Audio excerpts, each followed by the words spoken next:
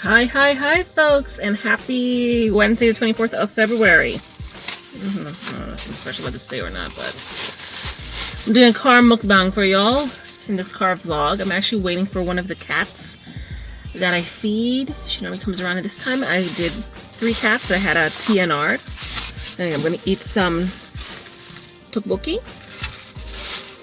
And the lady told me it's a little bit spicy, but I always see people at her shop, so I was like, let me try hers. So I always make a mess with this. Let me just keep it in the bag. It's in a little bowl too, and yeah. All right. So this car vlog will be more like a little rant, because in the last video, I did mention my grandfather. He's sick. He's dying of cancer. Technically, it was only stage 4. It wasn't stage 5. It wasn't the dying level. It wasn't that severe. But because, unfortunately, he's not in the US or Europe or some country that would actually care about its sick and elderly. He's back in Aruba, our native country. And I never realized, I remember when my great-grandmother had died, I was maybe 12 or 13. This was back in the mid-90s. And they were really, reckless, and the doctors I'm talking about, they were just like, okay, she's elderly, she's 70-something, she has diabetes, she's overweight, alright, she needs to amputate her foot. Her foot probably could have been saved, and then she wouldn't have led to an infection that caused her death. So, I came a little bit close. So that was back in the 90s. I thought maybe they'd been better by now. Just worse, downhill. So, apparently, he has had cancer for over a decade. He didn't know he had cancer until last year, November, was when he got the official diagnosis that it was stage 4, prostate cancer. Prior to that, every year he'd go to the doctors for his checkup and everything, and they're like, oh, his prostate was slightly inflamed, so they would do this medicine and so on, and then they just took him off the medicine. They're like, oh yeah, he's better. They told him basically he was better, he was okay. The prostate level went down. So he thought he was okay. And then he comes to find out that this is cancer. Now, he first went in August to the doctors for his checkup. He didn't get a call back until sometime September. Then he didn't know whether or not he had cancer or not for almost 2 months, until November when they officially told him and gave him this diagnosis. So we're thinking, okay, maybe he can take this medicine. He can probably do this. He can probably do that. Nothing. He ended up going to the hospital because he had swollen kidneys. So he was spending a couple of days in the hospital. They did the surgery to drain the kidney or something. And then after that, that's it. They just gave him paracetamol, Tylenol for pain. And then he asked them, okay, do you have the medicine for the cancer to treat him? Is he going to be able to do chemo? No, nothing. They're just no, there's nothing we can do. I'm like, are you kidding me? And then I hear Bob Dole in the States, a former presidential candidate, 90-something years old, has stage 4 cancer, and he's been able to get treatment. But yeah, my grandfather, who's also stage 4 cancer, couldn't get treatment. Nothing. So, now,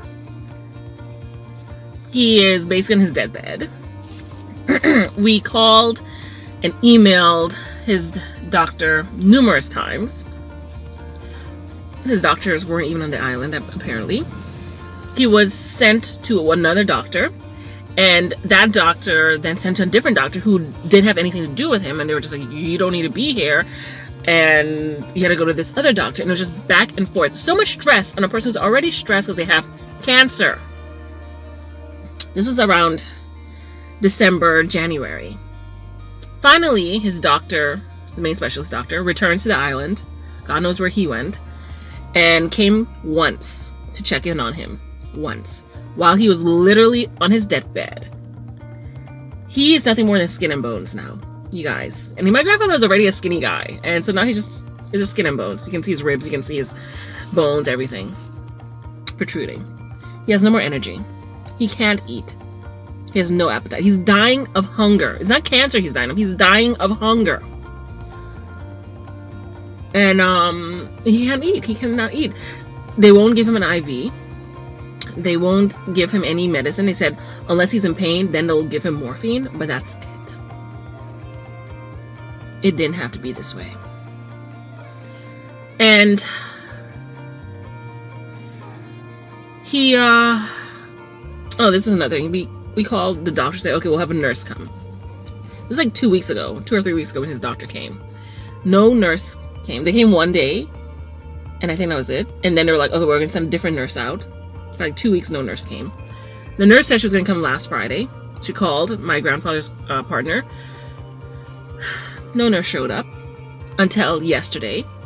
And she just bathed him.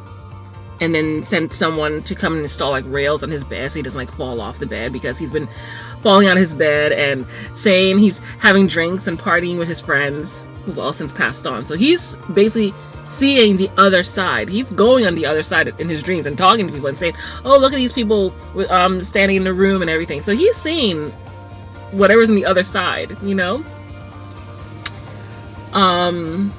And I can hear his breathing is shallower and shallower, and he's basically telling us, like, you know, he's going home. He's going home soon. This week, he's going to go home. He's ready. He wants to go home. They just don't care. So, I always heard people who probably didn't know any better would say, oh, Aruba has world-class health service, you know, all these medical stuff and trained. No. If you're elderly and dying, they just let you die. He didn't have to be. It didn't have to be this way. Especially seeing it was just stage 4.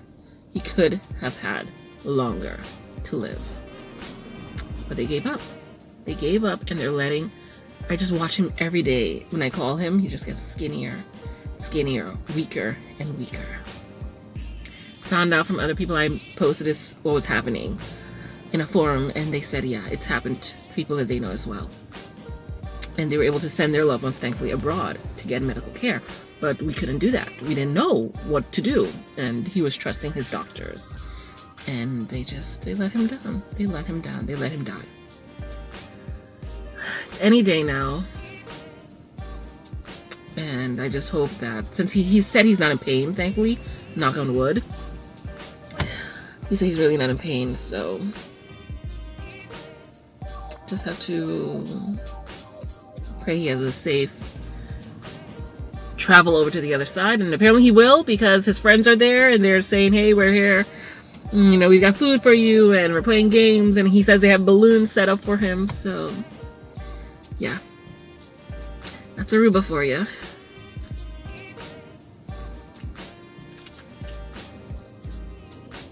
Anyway, sorry for that Debbie Downer moment, but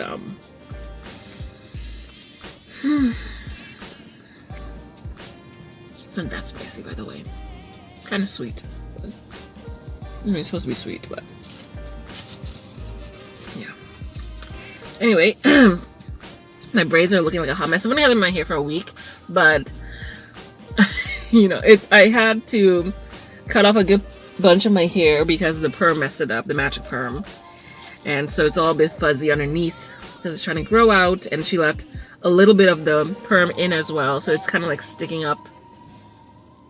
So yeah, and I've just been like, because I was doing my test, I was like scratching my head. I was like, my brain. I passed my exam, by the way. Oh, this little puppy. I had really thought that I had failed it, because I studied a lot for the science and maths portion. I looked over the readings for the history and social studies, and I looked at the science. So no, I started for the math and English, pardon me. And I looked over the science part, but I just didn't really like drill that into my brain properly. And they had about 20 or so questions for science. I probably got like 11 or 12 of them, right?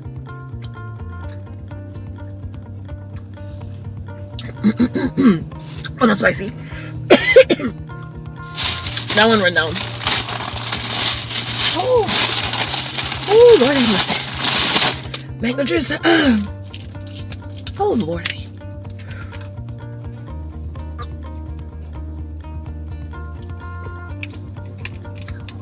Wow. Yeah. Oh, sorry. Ooh, I feel that in my ears. But yeah, so as I was saying, the science part had bummed me out, and a couple of the math questions had also bummed me out. But amazingly, I passed all the sections. My highest score was the history social studies. Oop, this is falling. Was the history and social studies, and I am a political science. I said I am a political science graduate, so that part was compliment for me. And I tighten this up some. So yeah, that was I had almost perfect score on that one. I had a 96%. So that was good. And yeah, I managed to pass. And I really left the test center thinking I had failed it because of the social studies section or the science section. But I was like, what? I passed. Whoop, whoop. And like 30 points. How many points extra was it? I ended up with over 300. Ooh, lordy. This thing I've got is like falling. So I think I just have to hold this phone up. Don't fall. Yeah, so I passed the exam. I'm now certified K through 6 elementary ed. And I'm debating if I should take, from the same program that I have, if I should take their reading course, which is about $600 or $700, or if I should do the reading course or just do the reading program. So in Florida, you have to be certified for ESOL as well as reading nowadays. And my TESOL certificate will not work in Korea, in the US. It'll work in Korea, it'll work in Europe, it'll work in Malaysia, everywhere around the world, but not the US. So, I have to choose. I have to take this ESOL course. And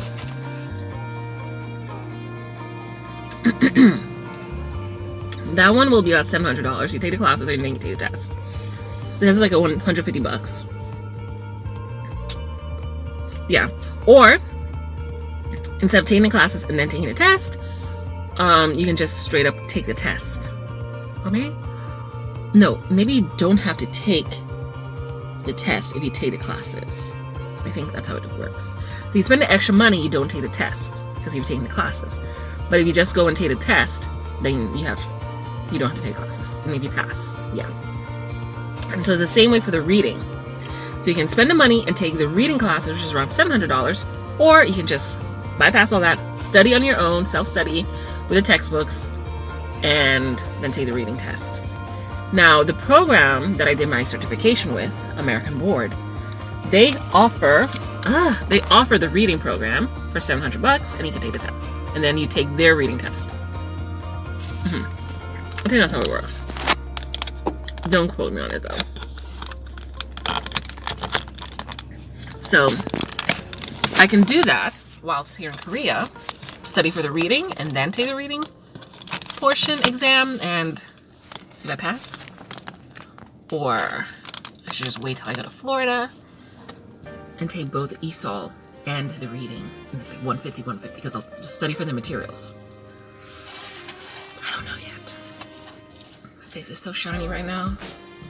I'm giving that cat like 5 more minutes before I leave to go and walk my dog. Oh my god, what? I'm supposed to meet my friend. Oh my god, I gotta go. My friend's gonna be meeting me soon. She's gonna be like, where are you? Peace.